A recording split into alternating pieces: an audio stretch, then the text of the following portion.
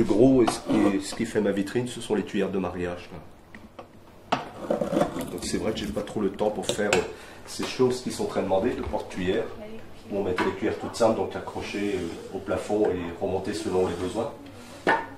Ça, on me demande souvent, mais si je fais ça, je ne fais plus de tuyères de mariage. Et les gens rentrent d'abord pour la tuyère avant de voir ça ensuite, en fait. Le manche, c'est de la ciselure. C'est pas très physique, mais le tuyéron,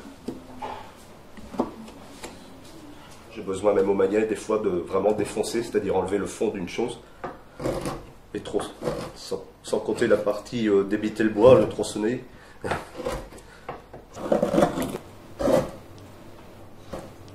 Donc en fait, il y avait cet instrument au-dessus des tables des fermes, généralement on le trouvait. Je vais prendre une avec moi. La cuillère toute simple, l'objet principal utilisé, parce qu'il n'y avait pas de fourchette, il n'y avait pas lieu. La nourriture était comme partout en Europe à base de céréales. Donc les crêpes évidemment ici, mais aussi et surtout la bouillie d'avoine. La bouillie d'avoine se mangeait à la cuillère. C'était pratiquement quotidien la bouillie d'avoine. Bon, il y a les pommes de terre aussi, mais le peu de viande qu'il y avait, en plus ça devait être découpé, puis mis un peu comme les Chinois font maintenant, dans un bouillon, je pense, pour découper. Puis... Bref, chacun avait sa cuillère pour manger cette bouillie d'avoine, l'instrument principal.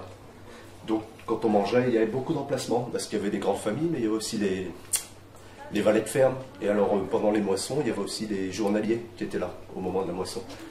Donc chacun mangeait autour de la grande table de ferme et remettait sa cuillère le temps d'être présent sur la ferme au travail.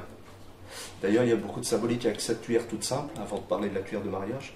Si, admettons, un valet de ferme ou un ouvrier de la ferme, un journalier, ne se plaisait plus dans la place, il n'était pas la peine pour lui de dire je m'en vais, je ne m'entends pas bien avec le maître de maison, par exemple. Au lieu de dire je m'en vais, c'est-à-dire à la fin de repas, normalement, il remettait toujours sa cuillère, mais pour symboliser qu'il partait, il ne remettait pas sa cuillère en haut. Voilà. Ça voulait dire je pars. D'ailleurs, aux foires aux bestiaux, qu'il y avait à certaines périodes de l'année, il y a les foires aux bestiaux, s'il était à la recherche d'une place, il y avait le chapeau breton avec le guide, il coinçait cette cuillère dans le guide, tout en regardant les vaches, les chevaux, les bœufs. Ça voulait dire je suis à la recherche d'une place. Parce que pour manger ensuite avec pendant le travail, enfin aux arrêts de travail. Voilà cette cuillère, donc ça c'était descendu, souvent je le vois. On montait fini le repas, tout le monde remettait sa cuillère, donc personnel, et remontait tout en haut, beaucoup plus haut. Et après pour les noces, c'est pareil. Il y avait 300 à 500 personnes, comme je disais, et parfois 1500 personnes, et ça durait 3 jours. Donc déjà tout le monde était mis dans un champ. Et qu'est-ce qu'il y avait le plus gros à manger? Il y avait la charcuterie ce jour-là, des cochonailles que chacun amenait et participait. Mais il y avait aussi du vin qu'il n'y avait pas tous les jours, autrement c'était du cidre. Bref, le plus gros du repas, comme c'était pas possible de faire de la viande pour tous ce jour-là, c'était fait de bouillie d'avoine encore, le plus gros. Il y avait le chaudron mis en batterie dans le champ, et puis voilà. Parfois, d'ailleurs, les gens pour s'asseoir, il n'y avait pas assez de bancs, évidemment. Généralement, on creusait une tranchée dans le sol, les pieds dans la tranchée et les fesses sur l'herbe, ça faisait un banc naturel. Pour les planches, les tables, ils se débrouillaient, des planches, des échelles en travers, enfin tout ce qu'ils pouvaient. Les gens devaient donc amener leur cuillère pour ces repas de noces, pour manger la bouillie d'avoine, entre autres. Au lieu de venir avec des toutes simples, ils venaient avec des cuillères d'apparat, très sculptées, souvent pliantes. Ces cuillères pliantes, je vais remettre celui-ci, le manche devait être entièrement ciselé. Il fallait qu'il soit très décoré. Aucune surface lisse sur le manche, parce que donc...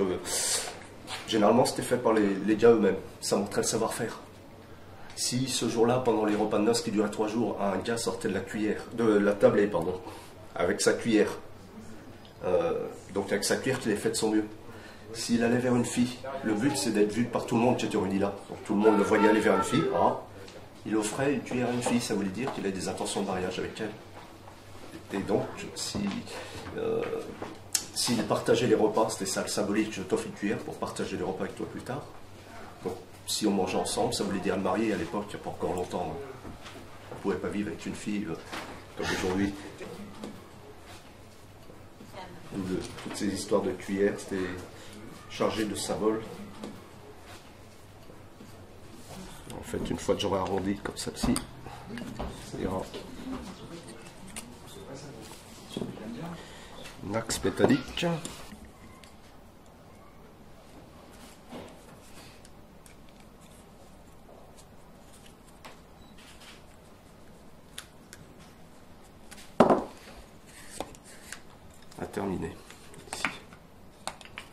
Et en fait,